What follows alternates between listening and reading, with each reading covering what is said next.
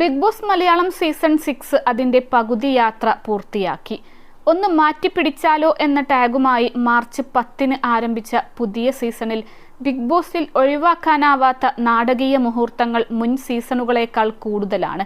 19 മത്സരാർത്ഥികളുമായി March 10-ന് ആരംഭിച്ച ഷോയിൽ നിലവിൽ 16 പേരാണുള്ളത്. എന്നാൽ എവിക്റ്റായത് 2 പേർ മാത്രമല്ല.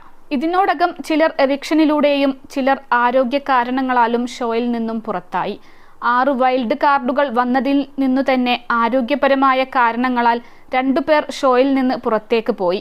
ബിഗ് ബോസ് സീസൺ 6 2-ാം ദിവസം മുതൽ വലിയ രീതിയിൽ പ്രേക്ഷകർക്കിടയിൽ ചർച്ചയാകുന്നുണ്ട്. അതേസമയം സീസൺ 5-ലെ വിജയി അഖിൽ മാരാർ കഴിഞ്ഞ ദിവസം ഷോയെക്കുറിച്ച് നടത്തിയ ചില പരാമർശങ്ങൾ വലിയ രീതിയിൽ വിവാദമായി പ്രേക്ഷകർക്കിടയിൽ പുകയുന്നുണ്ട്. സീസൺ 6-ലെ മത്സരാർത്ഥിയായിരുന്ന സിബിൻ ഷോ ക്വിറ്റ് ചെയ്തതിന് പിന്നാലെയാണ് ഗുരുതര ആരോപണങ്ങളുമായി അഖിൽ എത്തിയത്. ബിഗ് ബോസ് ഷോയുടെ തലപ്പത്തിരിക്കുന്ന 2 പേർ ചേർന്നാണ് സിബിനെ പുറത്താക്കാൻ ശ്രമിച്ചതെന്നും പല നെറികേടുകളും ഷോയിൽ ഇവർ കാണിക്കുന്നുണ്ടെന്നും അടക്കം ഇതുവരെ ഷോയിൽ പങ്കെടുത്തിട്ടുള്ള സ്ത്രീ മത്സരാർത്ഥികളുടെ പ്രതിച്ഛായക്ക് മങ്ങൽ ഏൽക്കുന്ന ആരോപണങ്ങൾ വരെ അഖിൽ നടത്തി. അഖിലിന്റെ വെളിപ്പെടുത്തൽ വൈറലായപ്പോൾ മുൻ ബിഗ് ബോസ് മത്സരാർത്ഥികൾ അടക്കം പലരും പ്രതികരിച്ച് രംഗത്തെത്തി. +2 ഡിഗ്രി കഴിഞ്ഞവർക്ക് വേൾഡ്സ് ഫസ്റ്റ് AR/VR ക്ലാസ് റൂമിലൂടെ സ്മാർട്ട് ഫോൺ എഞ്ചിനീയർ ആവാം. കൂടുതൽ അറിയാൻ വിളിക്കൂ ബ്രിഡ്കോ ആൻഡ് ബ്രിഡ്കോ. ഇപ്പോഴിതാ അഖിൽ മാരാരെ കുറിച്ച് സീസൺ 2-ലെ മത്സരാർത്ഥി RJ രഘു പറഞ്ഞ കാര്യങ്ങളാണ് ശ്രദ്ധിക്കപ്പെടുന്നത്. കേരളം ഉണ്ടാക്കിയത് താനാണെന്ന ഭാവമാണ് അഖിലിനെന്നും ആരോപണങ്ങളോ കുറ്റപ്പെടുത്തലുകളോ ലാൽ സാറിന് നേരെ അഖിൽ ചെയ്യില്ലെന്നും നല്ല ഭയമുണ്ട് അഖിലിനെന്നും RJ രഘു പറയുന്നു. എനിക്ക് ആരെയും പേടിയില്ലെന്ന് അഖിൽ മാരാർ ഇടയ്ക്കിടെ പറയുന്നുണ്ട്. എന്നാൽ സത്യത്തിൽ അഖിൽ മാരാർക്ക് ഉഗ്രൻ ഭയമുണ്ട്. പുള്ളി ആരെയോ പേടിക്കുന്നുണ്ട്. സീസൺ 5-ൽ ഇങ്ങനെയൊന്നും സംഭവിച്ചിട്ടില്ല.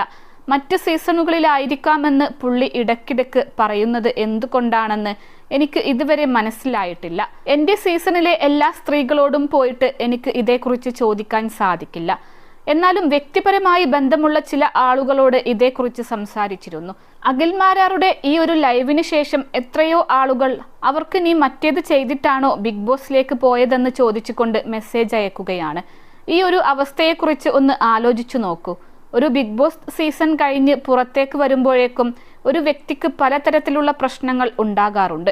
ഇങ്ങനെയുള്ള ആളുകൾക്കിടയിലേക്കാണ് ഇദ്ദേഹം ഇത്തരം കാര്യം ഇടുന്നത്. ഇതിന്റെ ആവശ്യം എന്താണെന്ന് എനിക്കറിയില്ല. ഏഷ്യാനെറ്റുമായി അടുത്ത ബന്ധമുള്ള ഒരു സ്ത്രീ മത്സരാർത്ഥിയാണെങ്കിൽ അവർ ഇപ്പോൾ നേരിട്ടുകൊണ്ടിരിക്കുന്ന ചോദ്യം എന്തായിരിക്കും?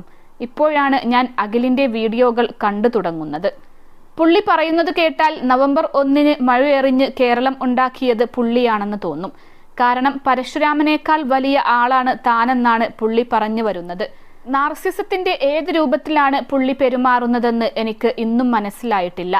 അഖിൽ ബിഗ് ബോസും ഇതുമായി ബന്ധപ്പെട്ട ആളുകളെയും വിളിച്ച് പലപ്പോഴായി തന്നെ ഏതെങ്കിലും ഒരു സീസണിൽ കേറ്റുമോ എന്ന് റിക്വസ്റ്റ് ചെയ്തിട്ടുണ്ട്. അതിനുശേഷം ഷോയിൽ കയറി വിജയിയായി. ഇയാൾക്കൊരു കോൺട്രാക്റ്റ് ഉണ്ടായിരുന്നു. അത് ഈ അടുത്ത ദിവസമാണ് തീർന്നത്. അതിനുശേഷമാണ് അഖിൽ ആരോപണം ഉന്നയിച്ചു തുടങ്ങിയത്. ബിഗ് ബോസ് ഷോയെക്കുറിച്ച് ആരോപണം ഉന്നയിക്കുന്ന അഖിൽ ലാലേട്ടന്റെ ഭാഗം വരുമ്പോൾ സോഫ്റ്റ് ആകും.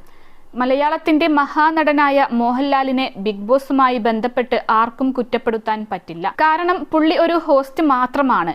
അഖിൽ ലാലേട്ടനെ ഒന്നും പറയാത്തത് ഇൻഡസ്ട്രിയിൽ നിൽക്കുന്നത് കൊണ്ടാണെന്നും RJ രഘു പറയുന്നു.